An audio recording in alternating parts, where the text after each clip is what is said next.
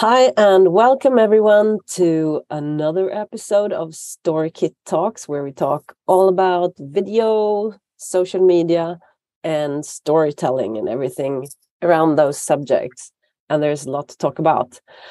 Today, we're going to talk a bit about the silent feed and also a bit about a thing we just released, which everyone can take part of in a lot of ways.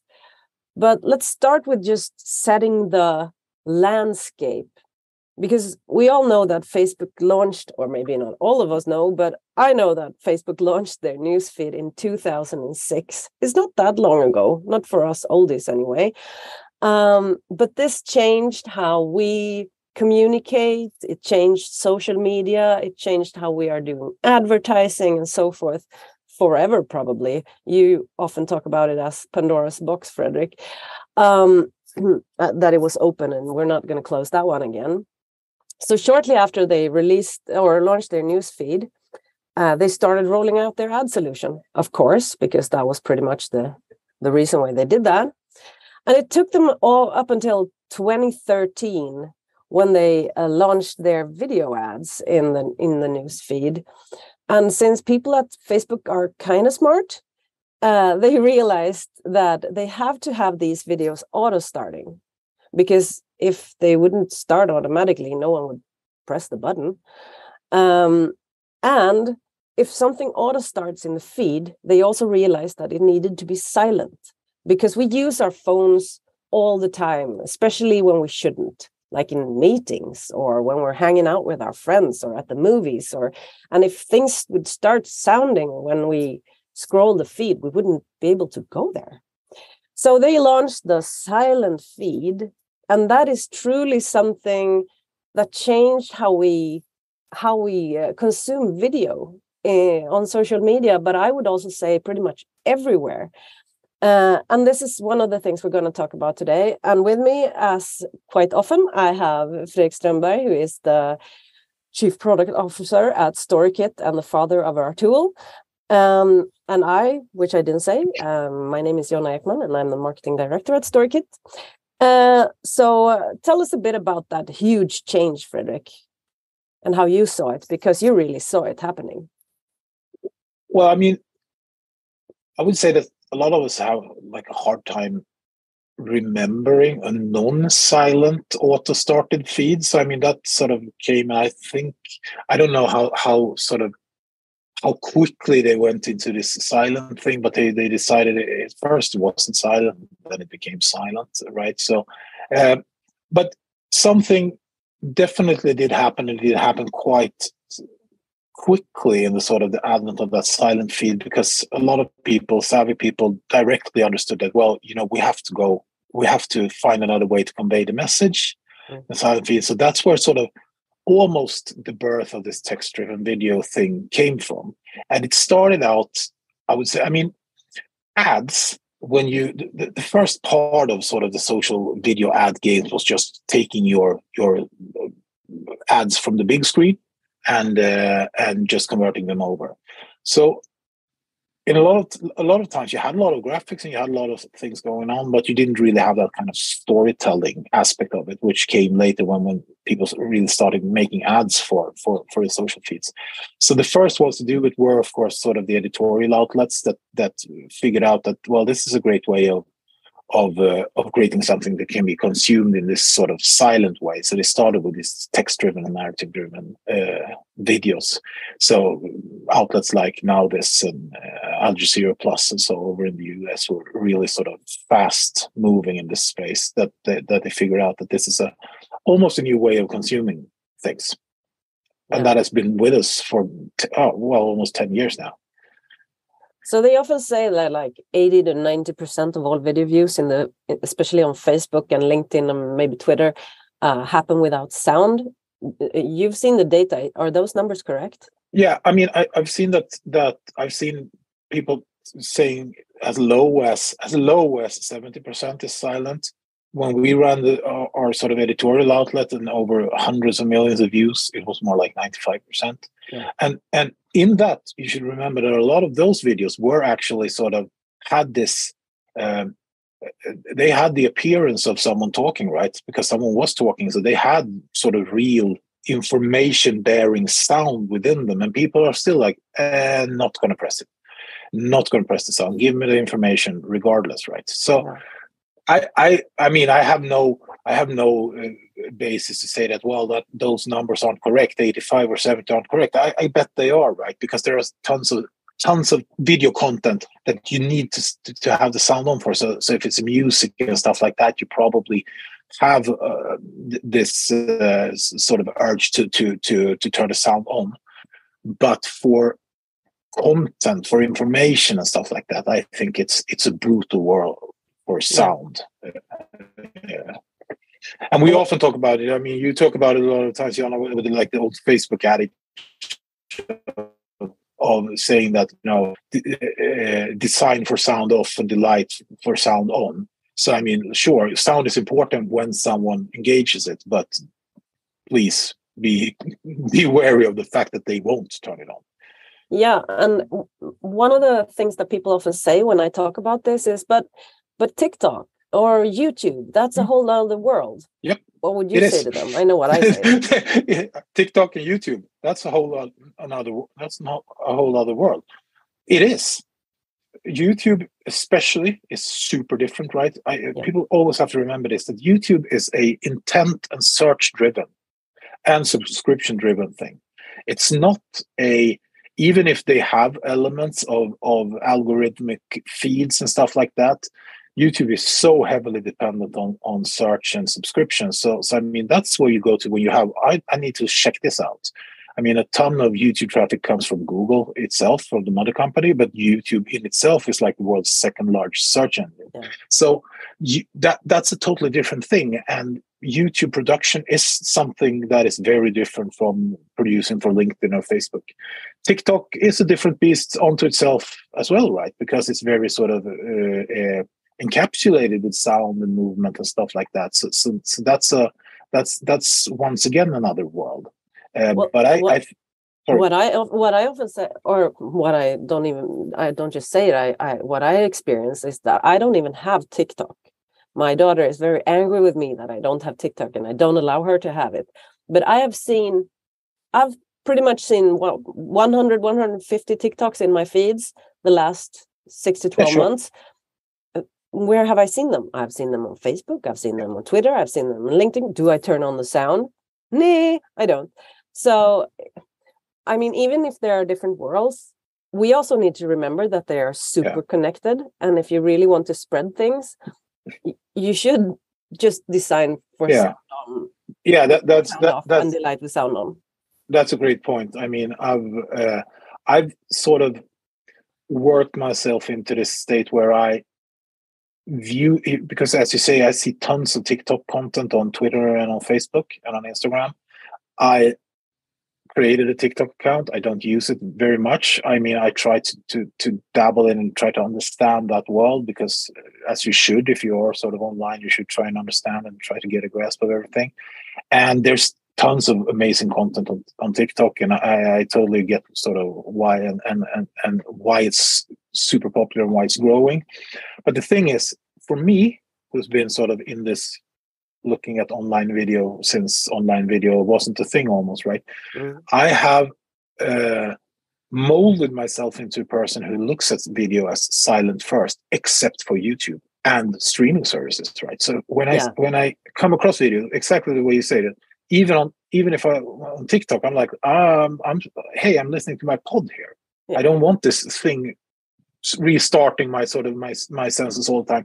So I think that for a lot of us who has sort of been brought up by Facebook and Instagram and Twitter in this sense, we are really, really like molded into this sound off thing happening. So when we look at TikToks, it's almost like, well, that was cool and all. And we're like, someone said, oh, you have to turn the sound on because it's amazing. Then it's like, oh, okay. Oh, yeah, it was. But, that's not my go-to. I tend to look at them silently, even if it's TikTok, right? So that transferability, as you talk about, is really important. That if you are the creator and if you want to have some kind of effect of what you're spreading, you should really sort of think about that whenever it leaves that platform, it goes into the silent mode as well. And probably a lot of your viewers are in this, like they are expecting this silent thing, which is not silent for them because they're listening to a podcast or they're listening to music.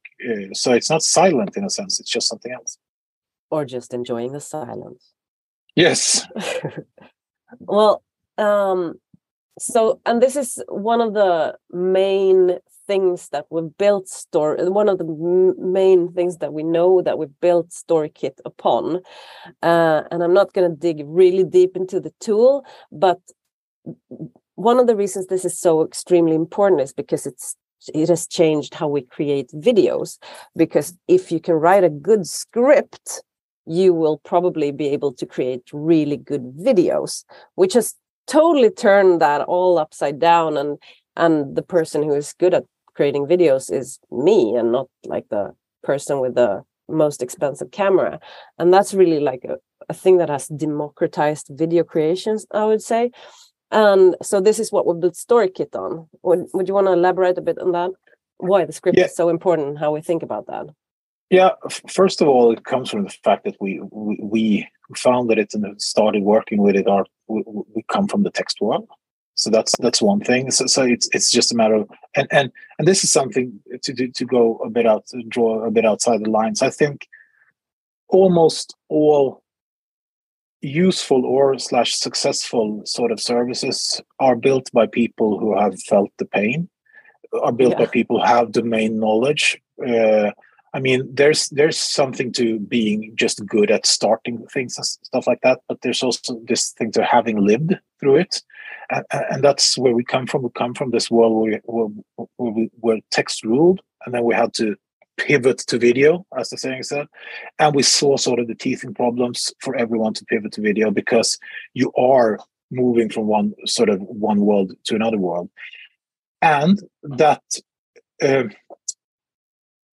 sort of high-end skill of being a videographer doesn't really equate to being productive or being successful with video as such.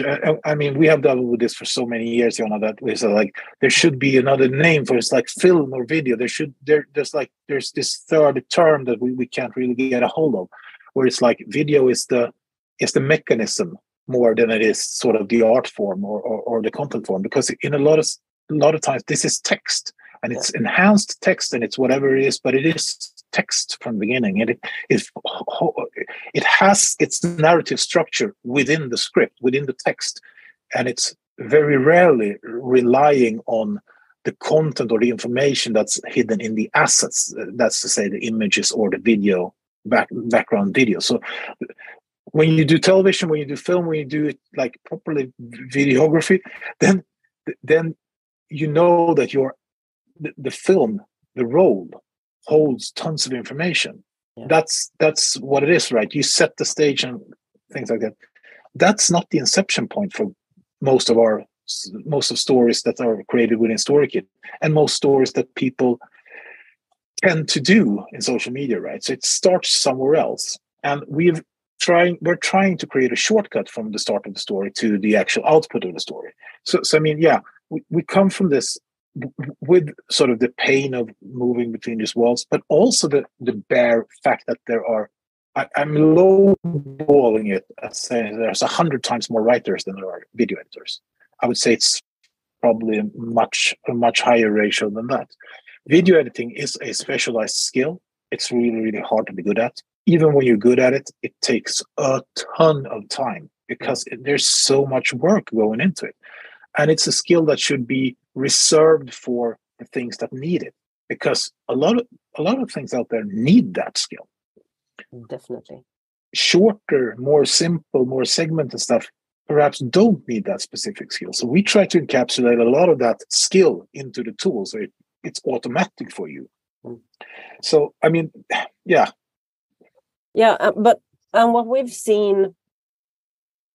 seen during our years working with people who create text-driven video is that even if you're a kind of good writer, it's kind of difficult to write a really good, short, snappy script. And that's what I'm going to move on to right now, because we're going to talk a bit about script templates that we released this Monday. And our audience know that I don't like to talk too much about Storykit in this show because I want anyone to be able to listen to it. But the fact is that these script templates are out there on our homepage.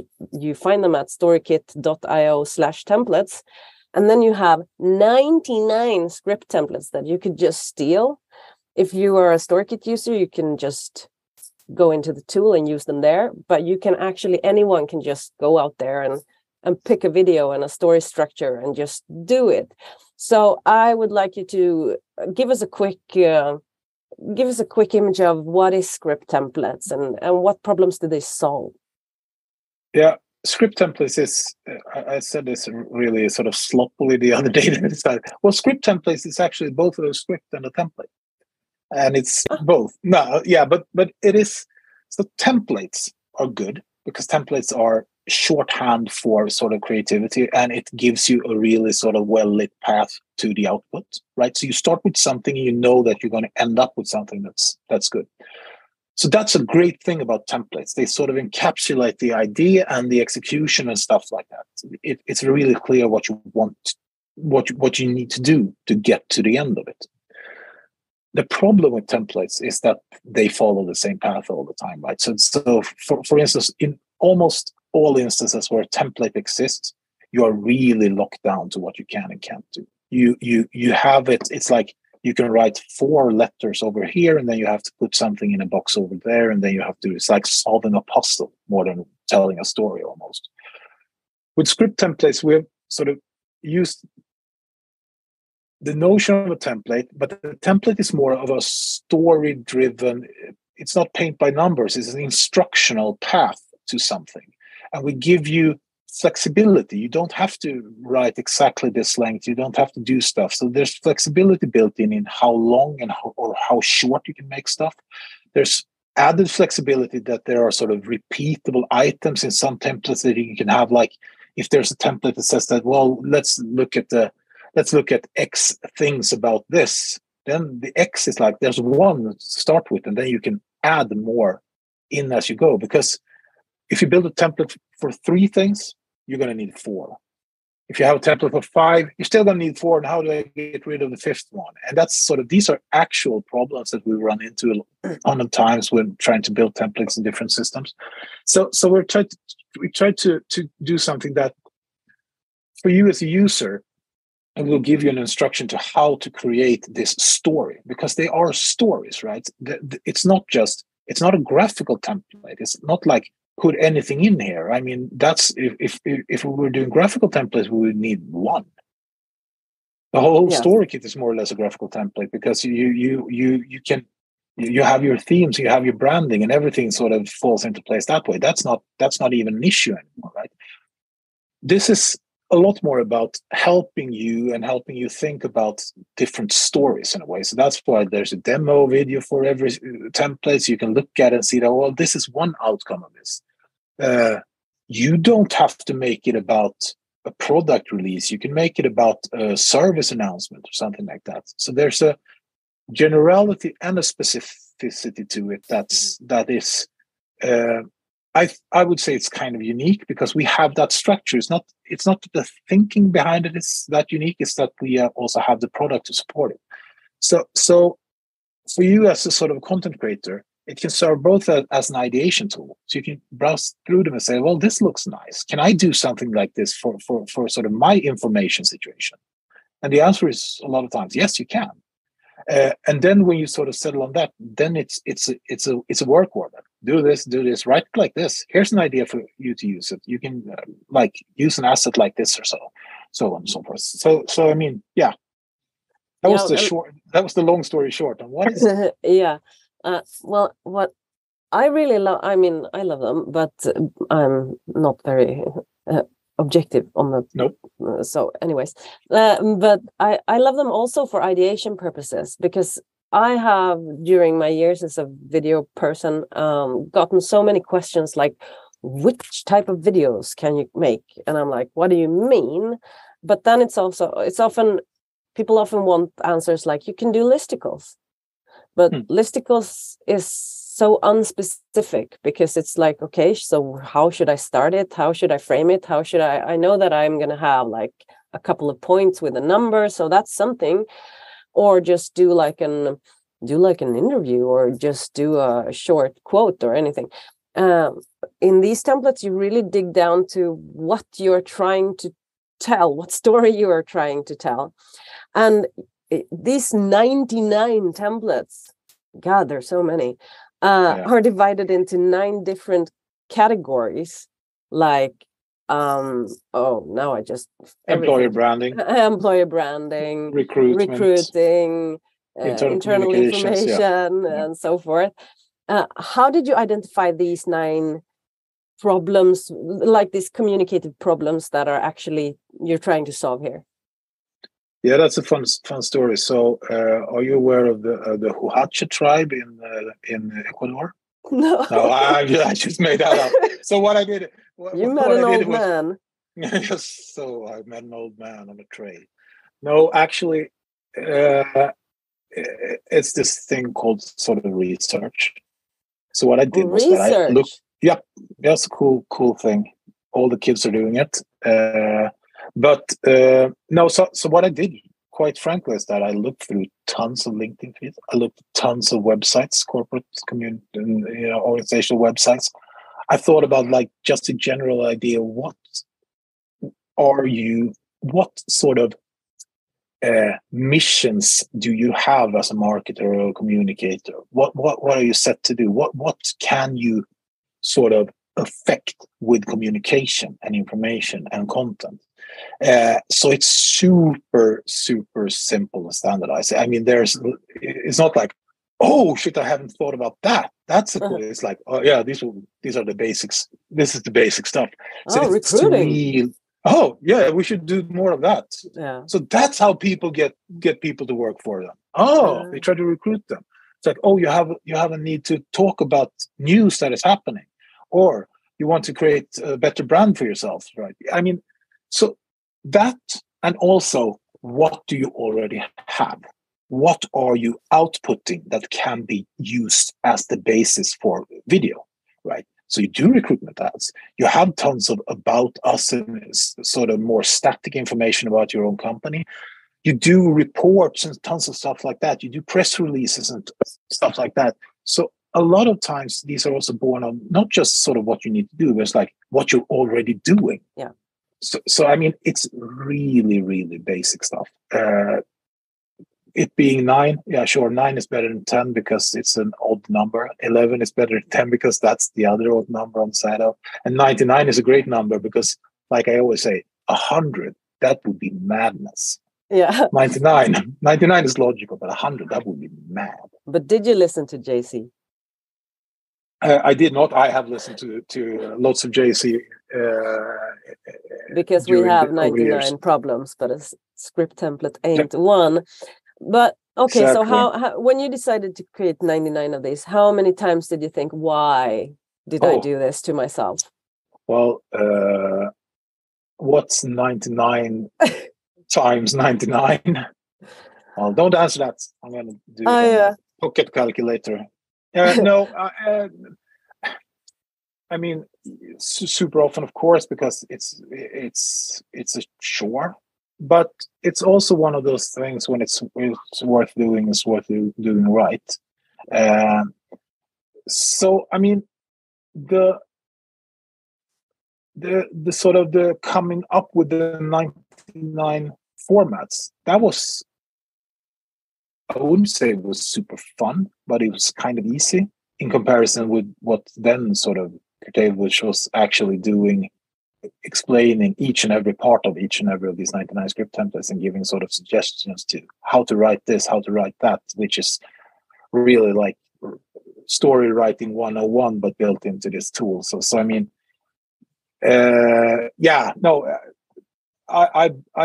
kind of bit off a lot. It's not something I'm going to look back at like those are the most fun weeks of my life when I did this, because it wasn't. But I mean, that's and that's work. That's what you do. That's what you get paid for, right? To do work. We also chose to create example videos for all the templates. So we decided to do it on ourselves instead of just making things up. So we made 99 videos in 3 weeks, which is actually true. And what did you learn? Because you did like 45 of those or more, 50, 60, I don't know, most of them. I think anyways, 40. Yeah. What did you learn during that process to actually create the videos that you had written the script templates for? I of course learned that there were some sort of wrinkles to iron out, which I did. So that was nice. I also learned that I was kind of surprised because I felt rather sort of remote from them because I've done so many. So when I sort of got back to them, it's like, oh, this makes sense. This is really easy for me to use. This is good. This is a good suggestion. So no, I learned that when you get into the mode, and I think that's an important thing, that you have to look at this and you have to sort of commit to it to say, okay, I'm going to do what it says in the instruction, right? So even if I had written them myself and I had some kind of prior knowledge, I was like, let's just follow what it says, right? Let's follow the instruction. Let's read the freaking manual here and try to do it like that. And that sort of, I would say, unlocked productivity. It unlocked speed because I'm going to do this, and this, and then I need this and this and this. So that was for me, even if that was the intention of it, that it would be sort of easy and fast to produce, I was kind of surprised that it also really was. So that was one like major sort of illumination point for me, is that well, it actually worked. I actually did output, and I built a prototype for this since like forever ago, and kind of knew that it was supposed to work like this, but then I hadn't done it for a while. So when I got back to it, like, yeah, this really works. And it's a super easy way. So if you start one, if you've seen it, then it's kind of easy to finish it. So it's like, I know what I need to have here. And for some of the templates, it's like you can do it in one sitting, right? So you just have to do it. For others, there's a part of like information gathering. And what this game was like, because we really tried to as the saying goes, eat our own dog food here. So we created also a ton of assets, did a ton of interviews. We did a ton of stuff over these 3 weeks, right? But with no sort of professional help. Wow. So everyone was doing it. We had this thing where we asked people can you create, here's this, can you give me a selfie of yourself because you're going to be the quoted person here? So everything was super remotely done. I think I did two sort of, I did one short filming. Everything is done with this, right? Yeah. So I use my phone for everything. I don't even have another camera nowadays. So that's all I have. So all the filming and all the sort of photographing I did, apart from the stock assets that we used, was done with a phone. And I think that was also a thing that if you do that right, it comes out looking great. So, you can really do low cost, almost no cost production and make it look great. But the thing is that sort of the ease with which I was sort of able to produce was I shouldn't be surprised, but I was kind of surprised. I was like, I was running through like 40 videos, and some of them are quite ambitious, right? And that took me, that was not my day job. I did this in sort of the time I had, right? I have another job as well. I'm not a video creator per se. I work with product development, right? So I think the sheer speed when you commit to doing it that way, because when you start to sort of bend the rules for things, then you're back into free creation. And free creation is good and cool and all, and that's where you're gonna. But that also takes a lot of time. Yeah. So sort of committing to something and being like, if you go to the doctor and they tell you stuff, do this and this.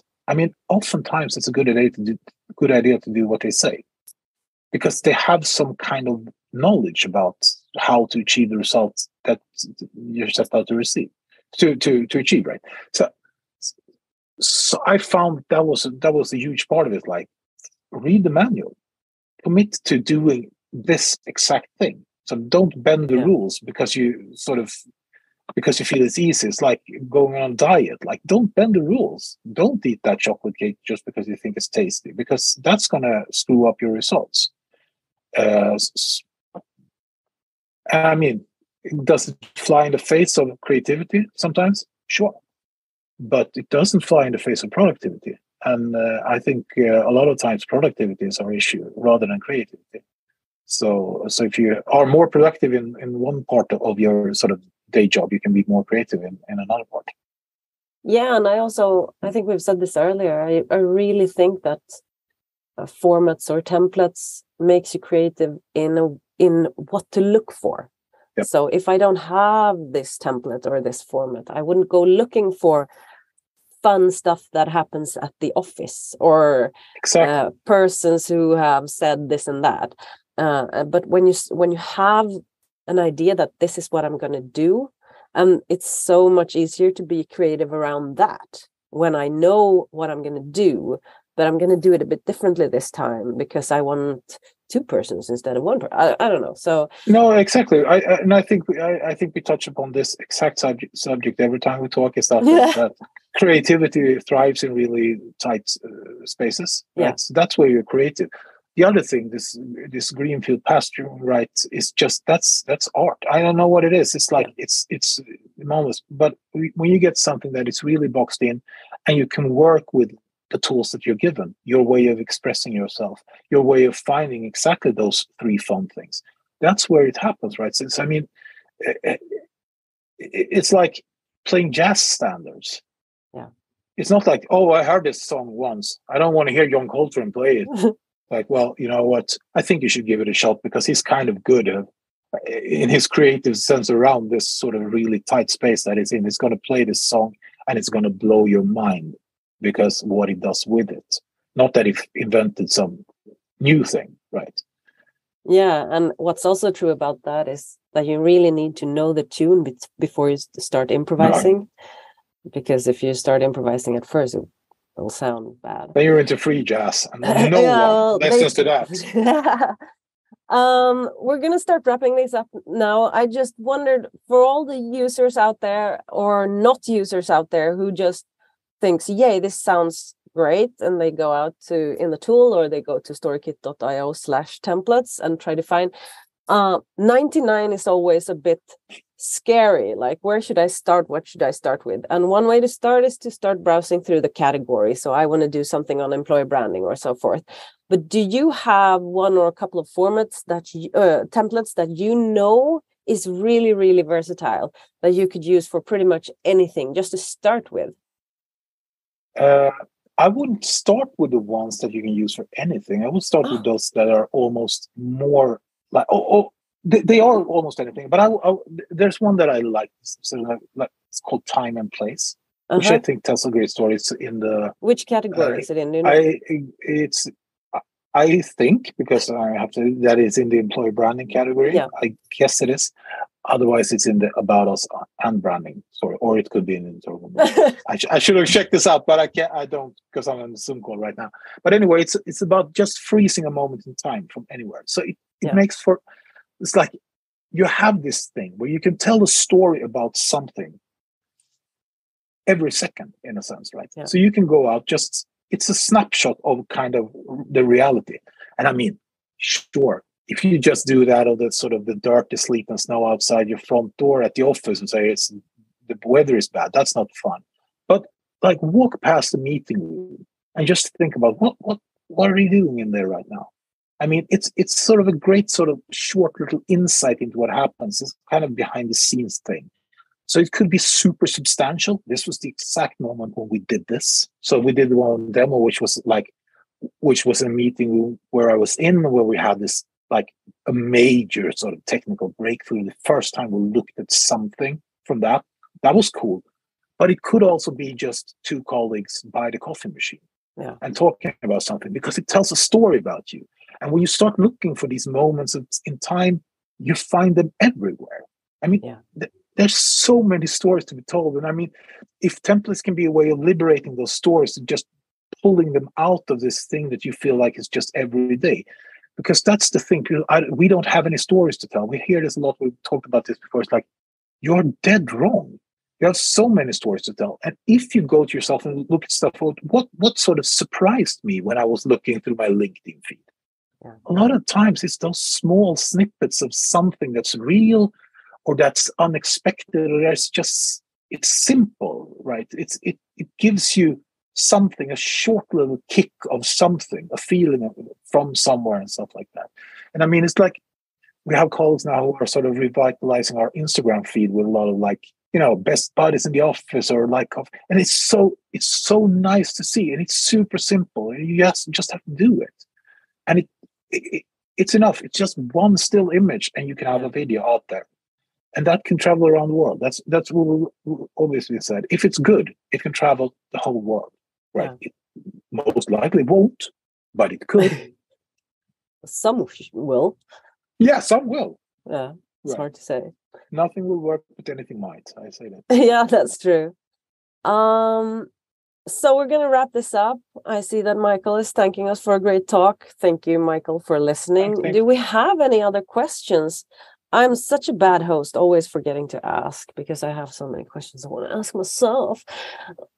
But if you have any questions, we can do them now. Or maybe everything is crystal clear. Sorry, I see that Michael actually asked the question. And he asks, how important is it to have the subtitles option when silent videos are such a popular form of consuming videos? It's once again, I'd say a totally different thing. We get this a lot, right? So buckle up, we're going for a ride now, right? So there's this misconception and a true conception about this thing with silent video. So SRT files and subtitles are a necessity for accessibility because they allow you to have screen reading. All right, screen readers that can take this file and read it out to you out loud as a voice. So that's the SRT part of accessibility. At Storykit, we do text videos, right? So that's the thing. Subtitling is not sort of our forte in a sense. But when you do have people talking, like we are doing now, then subtitling is super important when it's silent, because you have seen this. We have talked about this before in the talks. It's like all these talking heads that sort of demand of you to turn the sound on. I mean, it has to be more or less like they found Elvis alive and now he's talking. That would have me turn on the sound for someone who's just standing there talking. Because if I'm listening to like Scott Galloway on the Pivot Pod and Kara Swisher, I'm not going to switch over to some dude from company X that stands right next to a PowerPoint and talks, and I can't read it. I just won't. So in that case, if you have someone talking, then you better have their text out there somewhere. If you do that as hard-coded subtitles, if you have that in an SRT, I would say SRTs are worse for that, and I think you should have both in that case, because SRT is an accessibility thing. Subtitles burnt into video is an actual sort of respect for how these channels work. Right, but it's also kind of annoying if you have subtitles burnt in and then you have the SRT file going over that. I've seen that quite a lot on LinkedIn. Yeah. That's also super annoying, of course. And I mean, then you turn it off. Then you turn it off, and when you get like the auto-created subtitles on YouTube, and you're like, what's happening here? It's like, oh shit, this auto-created subtitles, closed captioning. I have to turn it off because it doesn't really actually. It doesn't contain the same thing as they're saying because it's heard wrong. So but it's important to get the information that you want to get out in the way that is relevant to that consumption pattern, right? So if you look at LinkedIn and if you look at Twitter, people will most likely not turn the sound on. So if you have someone talking, so you can't hear what they're saying. And if you don't have the text for it, well, missing out. Waste. It's a waste. Yeah, thank you, Michael, for that question. I didn't realize it was a question because it didn't have a question mark. That's how simple I am. Anyways, thank you, Fredrik, for this. I hope you all go to Storykit.io and find those templates. At least browse through them for ideation, because it's so much fun, and you realize that there's so much you can do. Making video is so much more than just listicles. So, we'll see you again in 2 weeks, and after that, we're gonna have a bit of a Christmas holiday. And yeah, thanks for today, Fredrik, and all of you who have listened. Thank you. Bye. Bye. Thank you.